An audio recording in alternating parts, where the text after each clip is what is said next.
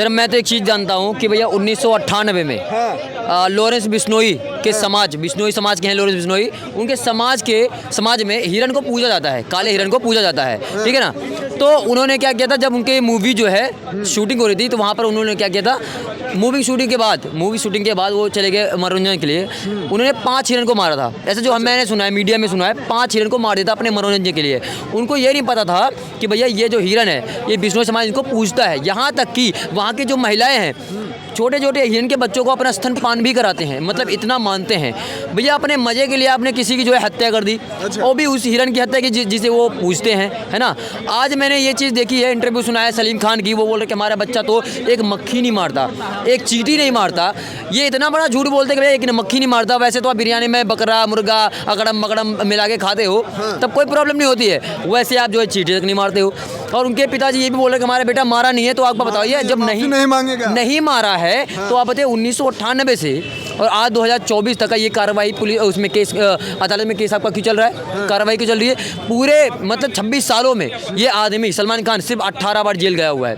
Bell पैसे देता है, बेल लिया, बाहर आ गया, ये कहानी हो रखी है। अगर आपने नहीं मारा होता तो केस खामखा चल रहा है आपके ऊपर। आस्था पे बात है ये। वजह क्या है कि पूरे बॉलीवुड जो गैंग है वो इस पर जो है बोलने से कतरा रहा है। कतरा इसलिए रहा है क्योंकि भैया वो भी कहीं ना कहीं इन्हीं चीज़ों में, मतलब मैं ये नहीं कह रहा हूँ सब लोग हिरन को ही मारे हैं, लेकिन वो लोग कहीं ना कहीं हिंदू देवी देवता को भी अपने मूवीज़ में गलत दिखाते हैं। आपने देखा होगा बहुत सारा मूवी है, बहुत सारे लोग भी हैं जो उसमें पंडित को विलन दिखाते हैं, पुजारी को हवस का पुजारी बोलते हैं। और जो ये सलीम खान है ना, वो भी एक राइटर थे, स्क्रिप्ट राइटर थे वो भी। उन्होंने बहुत सारे मूवी के स्क्रिप्ट लिखे हुए हैं, उसमें जो है मौलाना को कुछ अच्छा दिखाते थे, पंडित को हवस का पुजारी दिखाते थे। बताइए, ऐसा मतलब ऐसे भी लोग हैं जो हमारे धर्म को टाई कर रहे हैं। वैसे ही आज आस्था पे बात आई है। एक बात बताइए, जो आज लॉरेंस बिश्नोई इस हिसाब का जो अपना एक रुद्र रूप ले रखे हैं, कहीं ना कहीं आस्था की बात है कि नहीं? कहीं ना कहीं समाज ने उनको मजबूर किया है ना। अभी मुनव्वर फारूकी 2 करोड़ का वो सड़क छाप कॉमेडियन आज जाके हमारे श्री राम जी के बारे में गलत बोल रहा है, सिर्फ मजे के लिए, अपने कॉमेडी के लिए, अपने पैसा कमाने के लिए। आप हमारे देवी देवता का मजाक उड़ा रहे हो। तुम्हारी क्या औकात है? मुनव्वर फारूकी सामने होता, चप्पल मारता, उसके जूते मारता, उसके अंदर सारी कॉमेडी बाहर निकल जाती है उसकी। जो हमारे धर्म के बारे में बोलेगा चप्पल जूते से उसकी स्वागत अच्छे से किया जाएगा।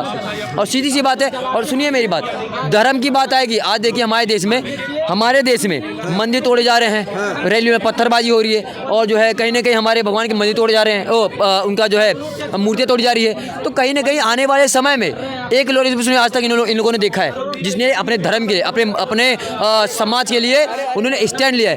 लेकिन आने वाले समय में अगर ऐसा रहा, पथराव हुआ, मंदिर तोड़ता रहा, तो पता नहीं ऐसे कितने लॉरेंस बिश्नोई को स्टैंड लेना पड़ेगा धर्म के लिए। वैसे अब कहा जाता है कि जो लॉरेंस बिश्नोई के जो बहुत सारे लोग समर्थन कर रहे हैं, कहा जाता है सलमान खान के विरोध कर रहे हैं, कहा जाता है धर्मों के लेकर के विरोध कर रहे हैं। देखिए, धर्म का मामला तो है ही है, धर्म का मामला तो ये है प्रॉपर तरीके से।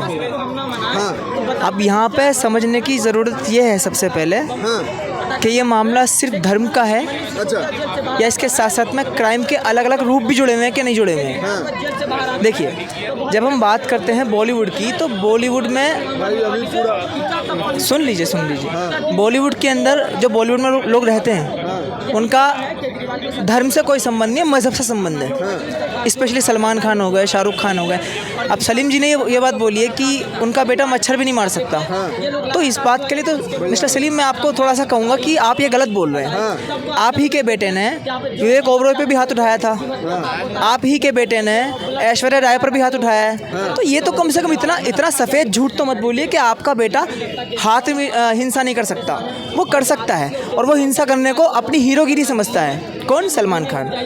इस बारे में आप मत बोलिए। अब प्रॉब्लम कहाँ आती है कि जो हिरन को मारा गया 98 में, हम 7 के दौरान मारा गया था, उससे प्रॉब्लम अभी तक चली आ रही है। देखिए, ये प्रॉब्लम सिर्फ उतनी नहीं है। अगर आप इस प्रॉब्लम को सिर्फ उतने पे ले रहे हैं, मान सकते हैं कि गलती हो गया, तो आप माफ़ी मांगने में आप गलत बोल रहे हैं। ये गलती नहीं हुई है, ये क्राइम है। इसको क्राइम कहते हैं, इसको गलती। एक बात बताइए, क्या जान सिर्फ आपकी ही है? किसी एनिमल की जान नहीं होती है क्या? बिल्कुल है। वो भी उस एनिमल की जिसको कुछ एक वर्ग या एक समाज अपने ईश्वर के रूप में देखता है, या अपने परिवार के हिस्से के रूप में देखता है। ऐसे आपको पता है, अगर आप गधे को मार देंगे, गधा जो होता है, मैं एक एनिमल के रूप में एग्जांपल ले रहा हूँ, तो सरकार उसकी सज़ा देती है आपको। गधे को मारने पे अपराध है, तो मैं एनिमल की बात कर रहा हूँ। अब आती है बात कि सलमान खान को इसकी पनिशमेंट के रूप में क्या होना चाहिए, माफ़ी मांगनी चाहिए नहीं या नहीं चाहिए। तो इस गलतफहमी में आप नहीं मत रहिए। सलमान खान माफ़ी नहीं मांगेगा। इधर आ जाइए, थोड़ा इधर आ जाइए। सलमान खान माफ़ी क्यों नहीं मांगेगा? क्योंकि सलमान खान इस बात को अच्छी तरह जानता है कि जो बॉलीवुड है वो एक माफिया का, अंडरवर्ल्ड का, नार्को टेररिज्म का, प्रोस्टिट्यूशन का, ठीक है, ये एक अड्डा है और इस अड्डे में इसको बचाने वाले बहुत सारे लोग हैं। सलमान खान को बचाने वाले, शाहरुख खान को बचाने वाले, आमिर खान को बचाने वाले जितने भी ये लोग हैं जो इस तरह के क्राइमों में इन्वॉल्व रह सकते हैं, ये तो सलमान खान का तो मुद्दा सामने आ गया है। बस ये सलमान खान की जो एक क्राइम हिस्ट्री हमारे सामने है, अच्छा, इन लोगों की भी सामने नहीं है। आप बार-बार दूर भाग रहे हैं, आप इधर आइए ना, वो मुझसे टकरा जाएंगे। हाँ, क्या बोल रहे थे आप? कहीं ना कहीं कहा जाता है भारत में अगर एक्ट्रेस सुरक्षा ना हो, जो एक्टर है सलमान खान इतना फेमस एक्टर है, फिर भी उसके ऊपर इतना खतरा। देखिए, सलमान खान हो, संजय दत्त हो, ये तो एक्टर 90 के दशक में भी थे। आपको याद होगा संजय दत्त का सीधा सीधा कनेक्शन था दाऊद के साथ, इनका भी सीधा सीधा कनेक्शन था दाऊद के साथ। इनकी फिल्मों में दाऊद इब्राहिम का पैसा भी लगता था। देखिए, मैं बड़ी साधारण सी बात कहूँगा, चाहे कोई भी हो, चाहे संजय दत्त हो, सलमान खान हो, ठीक है, इनमें कोई भी हो, एक्स-वाई-ज़ेड कोई भी हो, जो अपराधी है, जो क्रिमिनल है, वो क्रिमिनल है। उसके साथ स्टार जोड़ के उसके क्रिमिनल माइंडसेट को कम नहीं किया जा सकता। और जो कर रहा है, मतलब वो क्रिमिनल माइंडसेट को प्रमोट कर रहा है। वो तो बॉलीवुड करता ही है। बॉलीवुड टेररिज्म को प्रमोट करता है, क्रिमिनल माइंडसेट को प्रमोट करता है, ड्रग्स को प्रमोट करता है, हर एक चीज़ को प्रमोट करता है।